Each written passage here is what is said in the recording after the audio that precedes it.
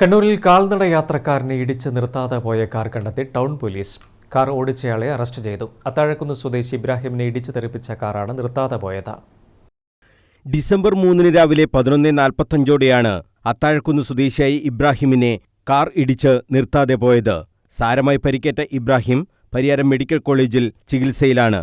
അപകടസ്ഥലത്ത് CCTV ഇല്ലാതിരുന്നത് അന്വേഷണത്തിന് വെല്ലുവിളിയായി. കറുത്ത കാറാണ് ഇടിച്ചത് എന്ന ദൃക്സാക്ഷിമൊഴിയുടെ അടിസ്ഥാനത്തിലാണ് കണ്ണൂർ ടൗൺ പോലീസ് അന്വേഷണം തുടങ്ങിയത്. വിവിധ ദിശകളിലെ CCTV ദൃശ്യങ്ങൾ കേന്ദ്രീകരിച്ച് പോലീസ് നടത്തിയ അന്വേഷണമാണ് പ്രതിയിലേക്ക് എത്താൻ സഹായിച്ചത്.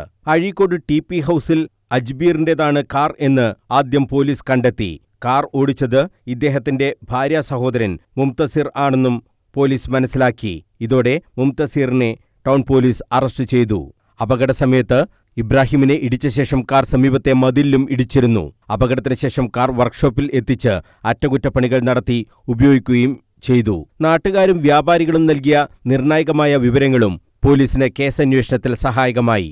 ACP പ്രദീപൻ കണ്ണിപ്പോലിന്റെ നിർദ്ദേശപ്രകാരം town inspector PA Binu Mohan, SI PK Shaji, Baiju, CP Nasar എന്നിവരടങ്ങുന്ന സംഘമാണ് പ്രതിയെ കണ്ടെത്തിയത്. അപകടത്തിനിടയാക്കിയ കാറും പോലീസ് കസ്റ്റഡിയിലെടുത്തു.